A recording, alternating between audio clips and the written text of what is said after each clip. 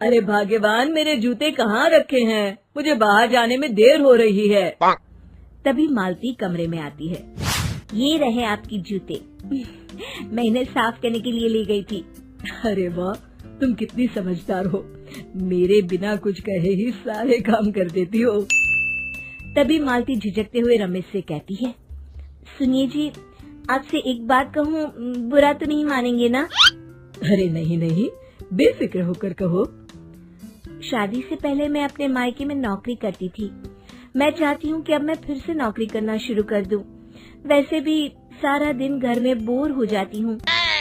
देखो मालती, तुम्हारे नौकरी करने से मुझे कोई ऐतराज नहीं है, लेकिन तुम्हें एक बात बता दूं, हमारे खानदान में आज तक कभी किसी औरत ने नौकरी नहीं की। फिर भी एक बार तुम माँ से पूछ कर देखो, अगर वो तुम्हें नौकरी करने की इजाजत दे देती है तो अच्छी बात है। रमेश वहाँ से चला जाता है। फिर उसी शाम मालती अपनी सास के पैर दबा रही होती है। तभी उसकी सास मालती से कहती है, अरे क्या बात है बहू, आज तो ठीक तरह से मेरे पैर नहीं दबा रही। किसी ख्याल में खोई पड़ी है क्या?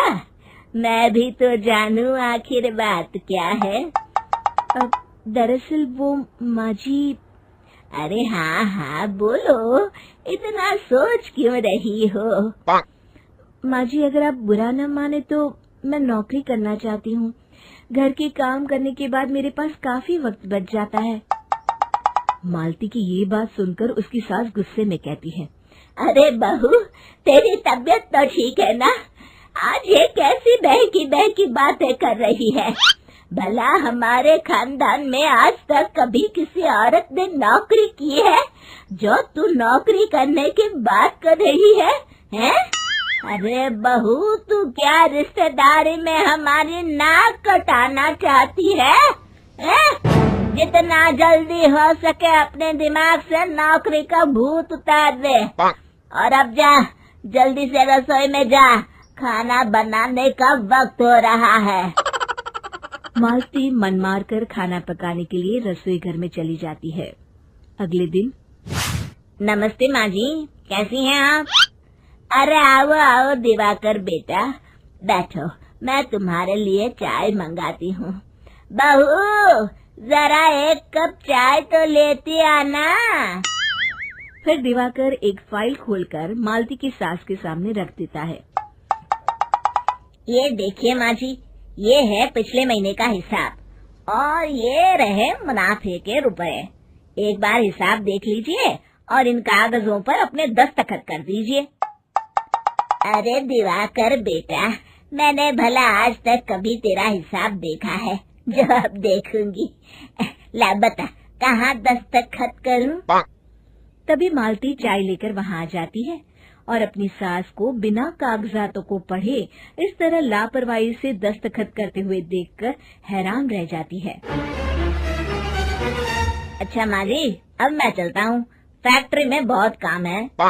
फिर दिवाकर वहाँ से चला जाता है। कुछ दिनों बाद मालती बाजार में कुछ सामान खरीद रही होती है। तभी एक बूढ़ा आदमी उसे आवाज देता है, अरे मालती बेटी, कैसी हो? मुझे पहचाना? मैं तुम्हारी कंपनी में मुनीम का काम करता हूँ। हाँ चाचा जी, मैं आपको बिल्कुल पहचानती हूँ। कहिए, कैसे हैं आप?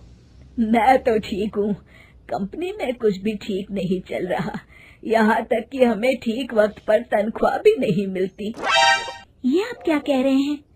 अब क्या बताऊँ, आप लोग तो कभी हिसाब किताब देखने दफ्तर आते नहीं।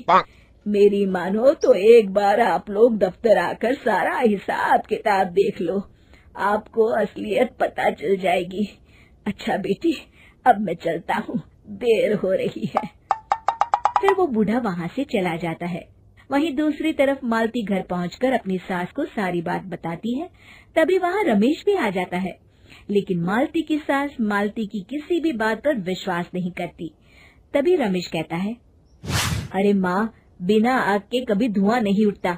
जब मालती इतना कह रही है तो हमें एक बार दफ्तर चलकर देख लेना चाहिए। वैसे भी हम लोग काफी दिन से अपने दफ्तर नहीं गए हैं। इस तरह किसी एक आदमी के भरोसे काम छोड़ना मुझे भी ठीक नहीं लगता। अगले दिन वे सभी अपने दफ्तर पहुंचते हैं और सीधे दिवाकर के कैबिन में जाते हैं।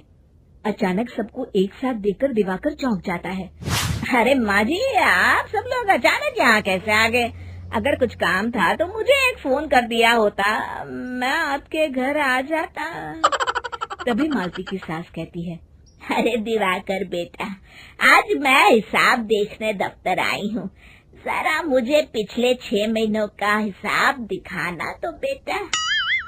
दिवाकर घबराते हुए हिसाब की फाइल मालती की सास को देता है।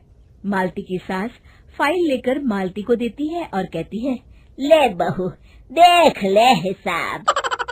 मालती फाइल को बड़े गौर से देखती है और अगले ही पल उसे सारी गड़बड़ी समझ में आ जाती है। वो अपनी सास से कहती है, माँ जी, मुनीम चाचा बिल्कुल सही कह रहे थे। हमारी कंपनी में पिछले 6 महीनों में जितना मुनाफा हुआ है, हमें उसका आधा पैसा भी नहीं मिला। यूँ समझ लीजिए कि 1 रुपये में सिर्फ चवन्नी ही हमारे हाथों में आई है। मालती की बातें सुनकर मालती की सास गुस्से से दिवाकर को पूछती है, क्यों दिवाकर, मेरी बहू जो कह रही है वो सच है? दिवाकर समझ जाता है आज उसका भांडा फूट चुका है। वो गिड़गिड़ाते हुए कहता है, मुझे माफ कर दीजिए माँ जी, मैं पैसों के लालच में अंधा हो गया था। अरे वाह दिवाकर, तू तो 1 नंबर का चोर निकला। इतने दिनों से मैं तुझ पर आंख बंद करके भरोसा करती रही और तू मुझे ही चुना लगाता रहा। अभी के अभी निकल यहाँ से और दोबारा अपनी शक्ल मत दिखाना। दिवाकर वहाँ से भाग जाता है। मालती की सास मालती को शाबाशी देते हुए कहती है, बहू, आज मैं समझ गई कि पढ़ाई लिखाई हमारी जिंदगी में कितनी जरूरी है। मैं बहुत किस्मत वाली हूँ जो मुझे तुझ जैसी बहू मिली है। शिक्षा, पढ़ाई लिखाई का इस्तेमाल सही जगह करके हम दुनिया में बहुत कुछ बदल सकते हैं।